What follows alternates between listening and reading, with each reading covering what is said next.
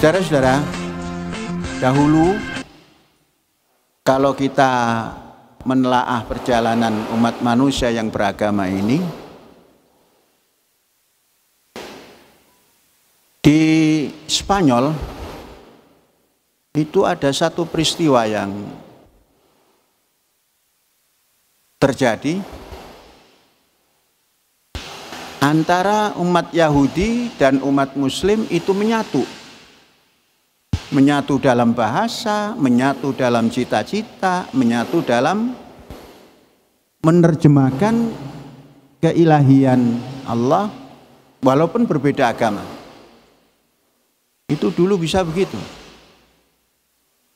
Maka kita mengenal banyak orang yang keluaran daripada Spanyol atau apa namanya Cordova dan Spania. Nah, kita pernah mengenal katakanlah Ibnu Rus. Ibnu Rus itu termasuk kelompok atau termasuk orang yang kritis untuk menemukan al-maujud. Ibnu Rus itu punya partner yang kuat. Partner yang kuatnya itu Yahudi. Yahudi yang sudah tidak berbahasa Ibrani. Kita pernah mengenal Maimuniyah. Itu Maimun. Namanya juga Maimun. Yang orang Indonesia ketika itu mengatakan Maimun itu ya Muslim. Karena apa? Kitab-kitabnya berbahasa Arab dan pandangan-pandangannya persis Ibnu Rus. Nah, orang-orang seperti ini ketika itu ternyata menegakkan toleransinya luar biasa. Sehingga tidak mengenal kamu Yahudi, kamu Muslim, tapi yang mengenal bagaimana kita menemukan al-maujud. Menemukan al-maujud. Beda dengan kondisi kita hari ini. Kondisi kita hari ini terus mengadakan perbedaan yang jauh.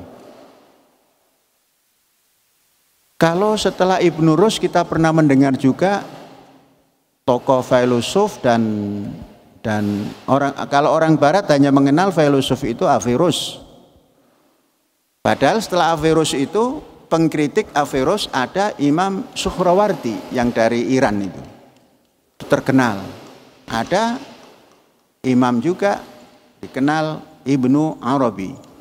Nah, orang-orang seperti ini mengkritisi dan yang dikritisi menjawab semuanya tujuannya adalah untuk mencari al-maujud.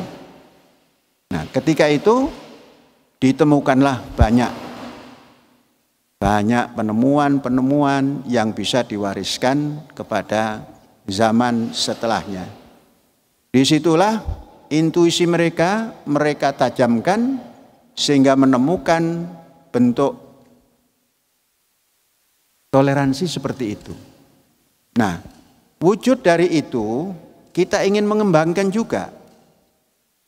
Kita mempunyai intuisi bagaimana kehidupan kita ini, pendidikan kita ini mencapai kepada pendidikan yang membentuk sebuah karakter yang punya toleransi. Toleransi itu susah dicari ilmunya. Ini hanya orang yang punya intuisi tinggi yang bisa menemukan dan bisa menjalankan. Saudara-saudara, seakan-akan perjalanan sejarah, satu, berdirinya Masjid Rahmatanil Alamin, kemudian punya misi sebagai markazut tarbiyah, kemudian untuk mengimplementasikan tasamuh wassalam, ini seakan-akan terulang zaman dahulu. Zaman dahulu, zaman yang telah memiliki pemikiran bebas, itu hurriyatul ruh, hurriyatul tafkir, dan hurriyatul ilmi. Itu dulu seperti itu sehingga menemukan nilai toleransi. Dan itu kita ulang. Kita mengulang itu bukan karena menjiplak, tapi karena perjalanan sejarah di negara kita. Seperti perjalanan mereka, para pendahulu di negaranya, yaitu di Andalusia. Andalusia menemukan Cordova. Kemudian Utsmani mengambil alih Hagia Sophia. Kemudian Sulaiman mendirikan Masjid Biru. Kemudian terus berjalan Maroko dan lain-lain, membuat penemuan-penemuan yang mula-mula disimbolkan kepada masjid, dan perjalanan kita menemukan seperti ini. Saudara-saudara, Turki mendapatkan Hagia Sophia dari dari ada istilahnya Bizantium. Dari Bizantium menjadi Romawi, kemudian dari Bizantium dirubah namanya menjadi Istanbul. Nah, maka dijadikanlah ibu kota Turki ketika itu Istanbul. Dari Istanbul baru pindah ke Ankara. Dari Hagia Sophia dirubahlah menjadi masjid. Kemudian Masjid Hagia Sophia mungkin karena kiblat dan lain sebagainya, tapi yang jelas karena revolusi, maka Kemal Atatürk menjadikannya sebagai museum. Dan setelah yang sekarang berjalan, siapa ini Presiden Recep, siapa namanya? Erdogan. Nah, Erdogan dijadikan lagi masjid, namun orang-orang Nasrani Istanbul menginginkan satu tempat khusus untuk kaum Nasrani, mungkin untuk bernostalgia. Sepertinya akan diizinkan oleh Erdogan. Saudara-saudara, itu Turki. Kemudian Istanbul, Cordova, dengan berbagai macam, ada masjid, ada istana, ada apa, semua berubah menjadi tempat wisata. Dan di sana ada tempat pengabdian Nasrani atau kebaktian Nasrani, namun tidak dinamakan gereja. Kalau kita pandang dan kita perhatikan, mengapa yang ada di Hispania atau di Spanyol, yakni Andalusia, bisa tercerabut? Ternyata sebuah nasionalisme itu penting. Nasionalisme yang diciptakan oleh bangsa itu sendiri, yang bukan merebut punya orang. Tatkala orang merebut punya orang, yang direbut tatkala sadar akan merebut kembali. Nah, itu Istanbul, apa namanya, Hispania atau Andalusia. Jadi sekokoh apapun, kurang apa, di sana ada berbagai macam tokoh. Ada tokoh pendidikan yang tersohor, dihormati oleh orang Eropa, tapi tercerabut. Ada tokoh yang namanya Ibnu Rushd, yang Muslim, yang bergabung dengan Maimun, yang Yahudi, dan sudah hari-hari dan kitab-kitabnya semua berbahasa Arab karena sudah meninggalkan keibranian. Namun mereka duduk di tempat yang bukan miliknya. Artinya tidak ada nasionalisme ketika itu. Satu. Kemudian Bizantium, maka sampai hari ini Turki itu tetap sebagai ancaman bagi Eropa. Dan tidak berhenti Eropa untuk mengambil Turki bagian barat, yakni Selat Bosporus, kemudian yang timbul nanti Hagia Sophia, yang kemudian dimiliki oleh Turki. Seakan-akan kalau kita dengan simpel mengatakan karena Cordova diambil, maka kita menemukan gantinya Hagia Sophia. Perjalanan kehidupan itu tidak pendek namun juga tidak terlalu panjang.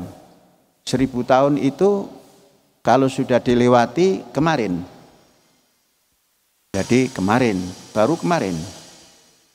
Nah sedangkan Hagia Sophia itu belum 1000 tahun ya. Sangat mungkin karena itu bangunan orang. Ini kita mengajak berbicara seperti ini supaya meyakini bahwa ini bangunan kita, tempat ini kita beli, kemudian setelah dibeli berada di negara sendiri, mungkin akan sama dengan Yerusalem, akan sama dengan negara Israel yang tidak akan terusik walaupun telah hilang lama. Mengapa?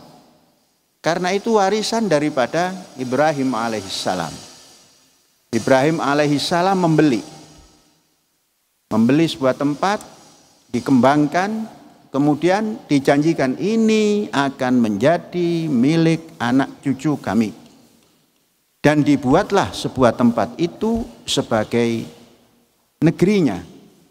Maka dengan adanya itu dipertahankanlah Yahudi yang berdiaspora ke seluruh negara. Mengapa demikian? Karena Yahudi atau orang-orang Ibrani itu kelompok Semit yang disingkirkan oleh Eropa atau oleh yang lain-lainnya sehingga berdiaspora. Dan karena berdiaspora maka mereka mencari jalan untuk menjadi fi'ah qalilah ghalabat fi'atan katsirah biiznillah. Dan itu diceritakan oleh Nabi kita Muhammad sallallahu alaihi wasallam, dan itu sering dijiplak oleh orang muslim seakan-akan itu ayat menceritakan tentang muslim. Nah, kalau Bani Israel yang keluarnya sama dari Ibrahim alaihissalam, yang mengeluarkan Bani Israel karena Yakub, dan mengeluarkan Bani Ismail yang kemudian Nabi Muhammad. Ini Israel memiliki satu kekuatan tersendiri. Baninya Bani Israel, umatnya umat Israel, bahasanya bahasa Israel, negaranya negara Israel. Dan kepemilikan negerinya tidak terungkit, sekalipun pernah diambil oleh negara-negara barat. Dan dengan adanya perjanjian Balfour dibagi dualah Palestina. Satu Palestina yang kemudian diserahkan ke orang Arab tadinya awalnya pada tahun 48, kemudian satu untuk Israel dengan cita-cita Zionism. Nah itu Israel mengambil kesempatan, artinya kamu dimerdekakan dengan tempat ini. Diambillah oleh Israel, maka ada negara. Kemudian Palestina diberi ini, tapi menolak. Daripada tidak diberikan semua kepada orang Palestina, mending tidak merdeka. Maka sampai hari ini tidak merdeka. Karena statementnya mending tidak merdeka daripada tidak semua. Kalau Israel apa adanya diambil. Siapa yang mengganggu disikat, siapa yang kena sikat kita ambil tanahnya. Itulah yang terjadi hari ini. Dan bekerja sama, yang diaspora disuruh pulang, maka yang tinggal di sana adalah orang-orang Israel atau turunan Israel dari mana-mana. Termasuk saudara-saudara, itu Karl Marx itu orang Yahudi. Einstein itu orang Yahudi. Einstein lah orang yang pertama ditawari untuk menjadi presiden di Israel. Tapi Einstein tidak berkenan. Saudara-saudara, kita bercerita seperti ini supaya kita yakin bahwa apa yang kita buat ini tidak main-main. Apa yang kita lakukan, baik pendidikan yang punya cita-cita, toleransi dan perdamaian, itu pernah ada. Kalau sekarang orang benci setengah mati kepada Yahudi dan Nasrani, dulu tidak pernah begitu. Dulu pernah terjadi kesatuan paham, saling menginginkan menemukan yang ilahi, saling ingin menemukan yang al-mawjud. Nah, sehingga saudara-saudara, bahasa hari ini setiap ada sesuatu yang berbahasa Arab yang agak miring-miring, oh itu Israiliyat. Mengapa? Saking dekatnya dahulu antara orang Yahudi dengan orang Muslim.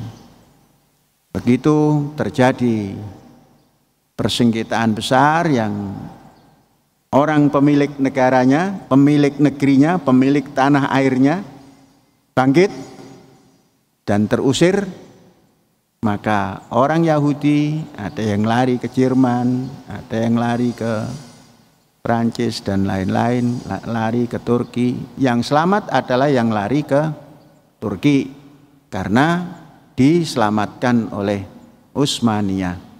Maka orang Yahudi, orang Israel itu selalu mengatakan bahwa Turki adalah negara kedua kami karena pernah menyelamatkan tatkala diusir daripada Spanyol.